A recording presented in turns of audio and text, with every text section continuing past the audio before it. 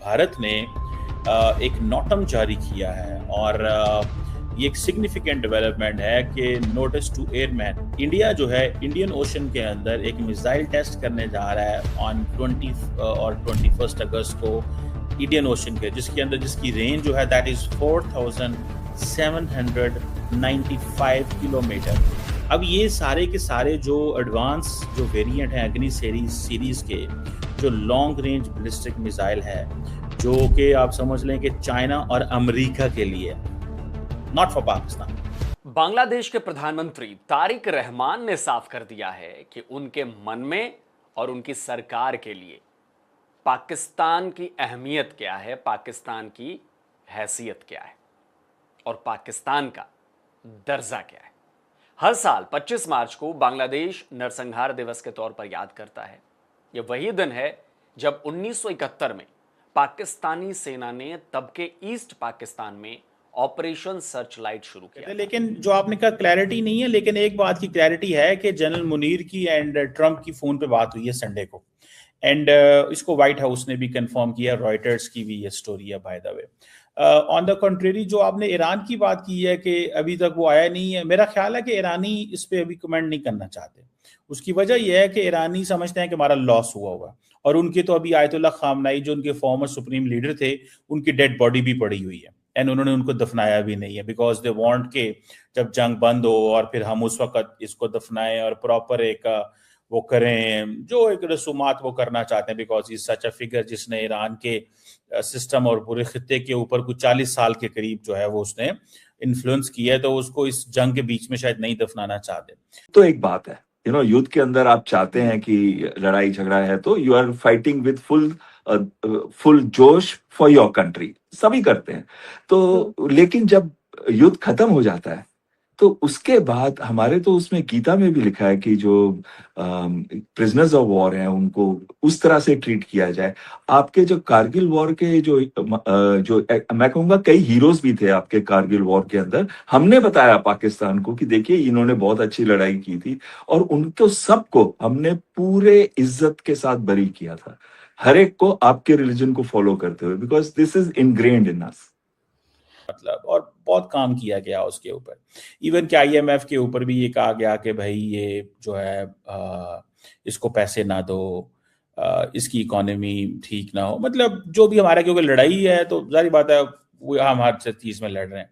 Don't you think कि ये जो रेलिवेंस पाकिस्तान की आई है ये basically what ever India was doing in the last 12-13 years ये तो उसके हट के आ रही है। मतलब इंडिया अगर हमें आइसोलेट करने जा रहा था तो पाकिस्तान जो है वो मेन स्ट्रीम हो गया। हालांकि हम एक मजबूत इकोनॉमी नहीं है, आप जैसे जैसे भारत एक बड़ी मजबूत इकोनॉमी है, दुनिया सारी भागम भाग इंडिया पहुंच रही है, फ्री ट्रेड एग्रीमेंट करना चाहती है।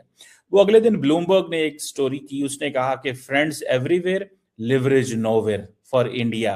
What do you make of that कि पाकिस्तान की इकोनॉमी मजबूत नहीं है लेकिन लिवरेज बिल्ड कर बैठा है।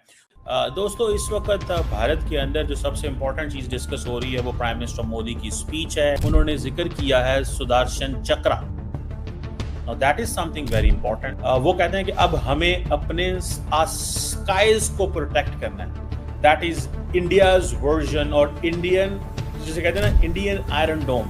इंडिया जो है वो अपने आयरन डोम जो है उसकी बात कर रहा है कि हमें आयरन डोम चाहिए। Minister for external affair doctor Jaishankar ने कहा कि पाकिस्तान जो है वो एक दलाल नेशन है।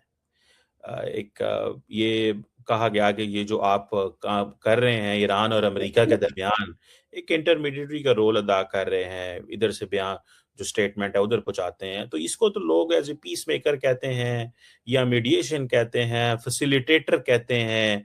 लेकिन ये बोलना कि पाकिस्तान इज ए पिम्प और दलाल, या इसकी बड़ी आपको पता है दलाल की बड़ी नेगेटिव कॉनोटेशन है साउथ एशिया के रेफरेंस में, अगर आप इसको जानते हो।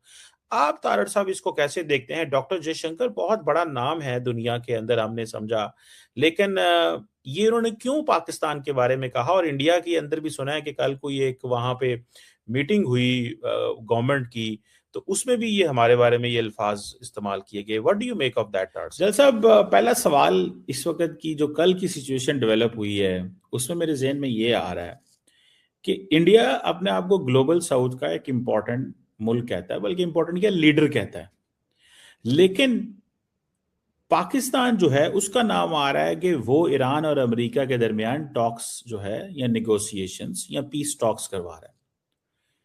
आपको क्या लगता है कि इंडिया ने जो अपने कार्ड्स खेले हैं कि वो बिल्कुल प्रो इजराइल हो गया, और अरब दुनिया और ईरान जो है उसको उसने बेसिकली अनॉय कर लिया। अरब एलीट तो ना हुई हो बेशक, लेकिन अरब स्ट्रीट इस हवाले से जरूर एक रखती है। एक दिन वो कहता है कि जंग खत्म होने जा रही है, दूसरे दिन कहता है कि नहीं नहीं अभी हमने भी थोड़ा काम रह गया अभी करना है। तो किसी किस्म की एक कंसिस्टेंट व्यू नहीं है। किसी दिन एक दिन बात किसी की सुनता है, हेक्सत की बात सुनता है तो एक बात कह देता है, नेतन्याहू की बात सुनता है तो हेक्सत वाली बात कर देता है। अगर रूबियो या जीडी वेंस की बात या चीफ ऑफ स्टाफ की बात सुनता है तो कुछ और कहता है। तो ये कंफ्यूजन का शिकार है और नाराज है, और उसका ब्लड प्रेशर का भी अब मसला बनना शुरू हो गया है। नाराज जल्दी हो जाता है, गुस्से में जल्दी। देखिए जनरल साहब, आपने एक बात की कि जनरल माइकल कोरेला को शुक्रिया अदा करें। आपको लगता है एक 3 स्टार जनरल या 4 स्टार जनरल अमेरिका की 20 साल की पॉलिसी चेंज कर गया इंडिया अमेरिका के ऊपर?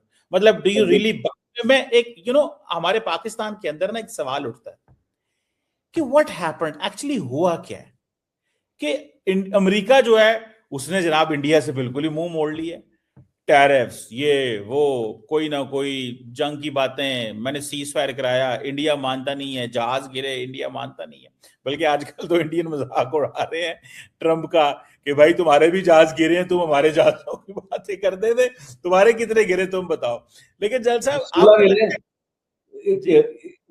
अमेरिका के 16 जहाज गिरे हैं और जो उनका जो मीडिया है, इसका रॉयटर देख लीजिए, न्यूयॉर्क टाइम देख लीजिए, वॉशिंगटन पोस्ट देखिए, एक भी उसका जिक्र नहीं है कि अमेरिका का एक भी जहाज गिरा है। बिल्कुल सर, ऐसा ही है। बल्कि मैंने तो सर ये भी सुना था कि उस जमाने में फिल्म आई थी पाकीज़ा, और जो ये सोल्जर्स हमारे जो वहां पर थे वो कहते थे पाकीज़ा देखने के लिए। तो मैं किसी शो में इंडियन पैरालिस्ट था, मैंने कहा कुछ माने ना माने टेस्ट अच्छे है हमारे फौजियों का, इसलिए कि मुझे खुद पाकीज़ा मूवी बहुत पसंद है और उसके सॉन्ग तो मैंने कहा कि देखे कितनी क्लास की फिल्म दिखाई आपने।